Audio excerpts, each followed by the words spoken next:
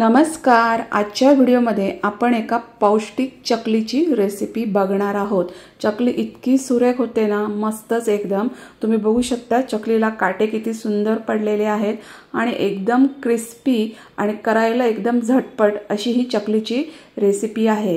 तर आजच्या व्हिडिओमध्ये आपण मूगडाळीपासून मस्त अशी चकली कशी बनवायची ते बघणार आहोत। आपण इथे मैदा किंवा गव्हाचं पीठ अजिबात वापरलेलं नाहीये, तरी पण ही चकली बघा किती सुंदर झालेली आहे आणि करायला एकदम सोपी आहे आणि पौष्टिक आहेत। लहान मुलांसाठी तर ही चकली एकदम उत्तमच आहे। बघू शकता चकली किती छान झालेली आहे। अजिबात तेलकट या चकल्या होत नाही, तेलात विरघळत पण नाही। बघू शकता अजिबात या चकल्या आहेत त्या तेलकट होत नाही। यांचा आवाज तुम्ही ऐका।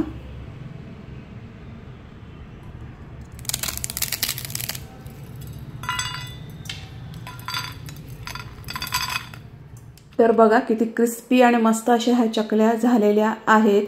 करायला एकदम सोप्या आहेत। तर ह्या चकल्या आता कशा करायच्या ते बघूया। तर इथे मी अर्धा कप मूगडाळ घेतलेली आहे, हे बघा। आणि आपल्याला ही मूगडाळ 2 ते 3 वेळा पाण्याने स्वच्छ धुवून घ्यायची आहे। तर मूगडाळ मी 2 ते 3 वेळा पाण्याने स्वच्छ धुवून घेतलेली आहे। आता याच्यामध्ये मी 1 कप पाणी घालणार आहे। अर्धा कप मूगडाळ, त्याच्यासाठी मी इथे 1 कप पाणी घालणार आहे। ही माझी वाटी आहे ती 1 कपच्याच मापाची आहे। आणि या कुकरला झाकण लावून मध्यम गॅस फ्लेमवर आपल्याला याच्या 4 शिट्ट्या करून घ्यायच्या आहेत, म्हणजेच मूगडाळ आपल्याला चांगली शिजवून घ्यायची आहे। तर हे बघा 4 शिट्ट्या झालेल्या आहेत। कुकर पण गार झालेला आहे आणि मूगडाळ आपली मस्त अशी शिजलेली आहे, हे बघा। परफेक्ट।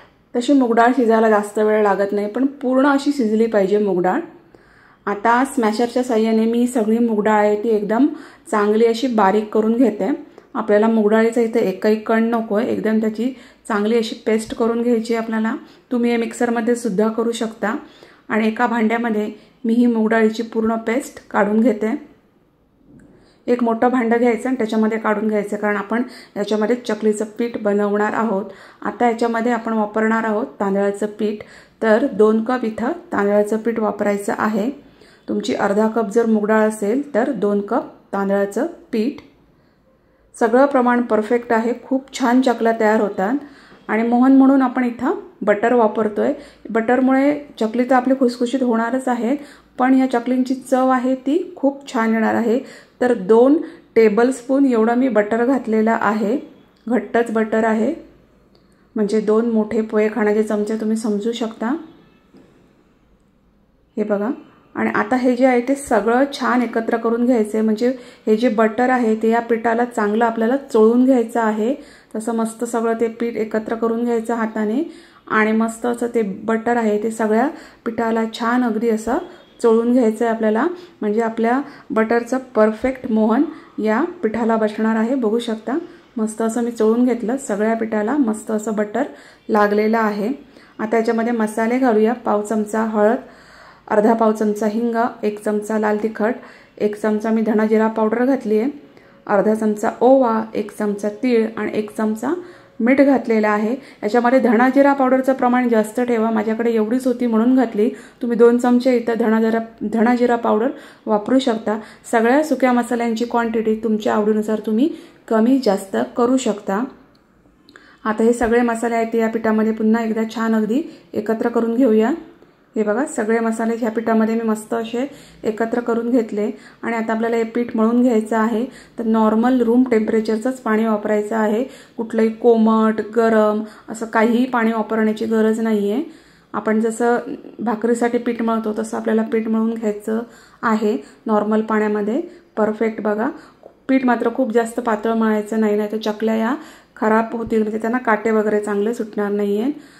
तर चकलीचा साचा घेतलेला आहे। खरखरीत बाजू आहे ती बाहेरच्या बाजूने ठेवायची आणि गुळगुळीत बाजू आतमधच्या बाजूने ठेवायची चकतीची, म्हणजे आपल्या चकलीला ज्या काटे आहेत ना ते खूप छान सुटतात। आणि जेवढं पीठ भरायचं आहे ते पुन्हा एकदा थोडंसं मळून घ्यायचं आणि त्याचा मी असा लांबसर असा उंडा करून घेतलेला आहे। आणि नंतर मग तो सोऱ्यात भरायचा, अगदी दाबून भरायचं आहे पीठ, मध्ये कुठेही गॅप ठेवायची नाही आहे। तुम्ही पूर्ण सोराभर सुद्धा हे पीठ वापरू शकता, पण मी इथं थोडा पाऊण सोराच पीठ भरलेलं आहे। आणि साचा व्यवस्थित घट्ट बंद करून घ्यायचा आणि चकल्या करायला घ्यायच्या आहेत। तर एक ताट घेतलेलं आहे मी, उलटा करून घ्यायचं आणि याच्यावर ह्या चकल्या आपल्याला पाडून घ्यायच्या आहेत। पहिला वेढा मी जवळ घेतलेला आहे आणि नंतर मग आपल्याला हे सगळे चकलीचे वेढे हळूहळू द्यायचे आहेत। खूप उंच धरायचं नाहीये, थोडं जवळच धरून आपल्याला मस्त असे हे चकल्या आहेत त्या पाडून घ्यायच्या आहेत। तुम्हाला लहान मोठ्या जेवढ्या आकाराच्या चकल्या आहेत हव्या आहेत तेवढ्या आकाराच्या चकल्या तुम्ही इथं बनवू शकता। आणि शेवटचं टोक आहे ते असं चकलीला चिटकवून घ्यायचं आहे, म्हणजे बघा एकदम भरलेली आपली अशी चकली दिसेल मस्त। तर चकलीला काटे किती सुंदर पडलेले आहेत तुम्ही बघू शकता। मस्त अशी चकली इथं तयार झालेली आहे, छान अगदी काटेदार। तर अशाच मी सगळ्या चकल्या ह्या करून घेतलेल्या आहेत। आता चकली तळायला बघूया। तर कढईमध्ये तेल गरम करून ठेवलेलं आहे, तर मीडियम गॅस फ्लेम ठेवायची आणि ह्या चकल्या ज्या आहेत त्या हळूहळू तेलामध्ये आपल्याला सोडायच्या आहेत। गॅसची फ्लेम मात्र मीडियमच पाहिजे, म्हणजे तेल खूप जास्त गरम नको आणि खूप थंडही नको। आणि चकली तळताना आपल्याला अशी पसरट बुडाची कढई वापरायची आहे, जेणेकरून चकलीचा आकार आहे तो खराब होणार नाही। तुम्ही एखादा फ्राय पॅन सुद्धा वापरू शकता। जर खोलगट बुडाची कढई वापरली तर चकलीचा आकार चांगला येत नाही, त्यांचा आकार बिघडतो। तर मीडियम गॅस फ्लेमवर अर्धा मिनिटासाठी चकलीला अजिबात हात लावायचा नाही चकली तेलात सोडल्यानंतर। आणि नंतर जेव्हा झाऱ्याला थोडीशी अशी कडक लागेल त्याचवेळी ही चकली पलटवायला जायची आहे। ह्या चकल्या तेलामध्ये अजिबात विरघळत नाहीत किंवा जास्त तेल पण पीत नाहीत, खूप सुंदर अशा ह्या चकल्या तयार होतात। तर बघा झाऱ्याला जराशा अशा ह्या थोड्याशा घट्टसर लागल्या तेव्हा मी यांना परतवायला घेतलेलं आहे। तर असं परतवून घ्यायचं आणि दोन्ही बाजूने चकल्या अशा आपल्याला छान अशा तळून घ्यायच्या आहेत। त्याचे बघा बुडबुडे कमी होतील जेव्हा त्या चकल्या तळल्या जातील आणि त्या थोड्या वरती पण येतील तेलामध्ये। तर हे बघा चकल्यांचे बुडबुडे कमी झालेले आहे, चकली वरती मस्त तेलामध्ये तरंगत आहे, म्हणजे आपली चकली परफेक्ट तळून झालेली आहे असं समजायचं। आणि चकल्या आता काढून घ्यायच्या आहेत। हे बघा मस्त अशी आपली चकली इथं तयार झालेली आहे। खूप पौष्टिक आहे त्या चकल्या, कारण आपण मूग डाळ आणि तांदूळ वापरले, बटर वापरले, त्यामुळे मुलांसाठी तर एकदम उत्कृष्ट अशा ह्या चकल्या आहेत। तर चकली मी आता काढून घेतलेली आहे। हे बघा परफेक्ट मस्त अशा आपल्या चकल्या तयार झालेल्या आहेत।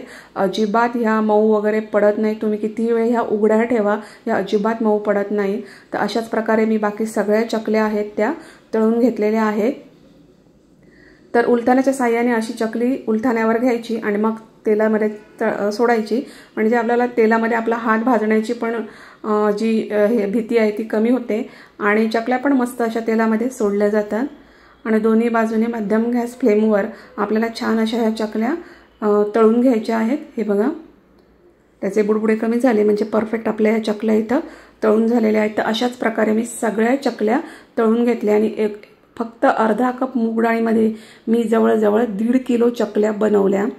तर मस्त अशा ह्या चकल्या इथं तयार झाल्या, अगदी महिना 2 महिना कुरकुरीत राहतील अशा, डब्बा संपेपर्यंत कुरकुरीत राहतील अशा।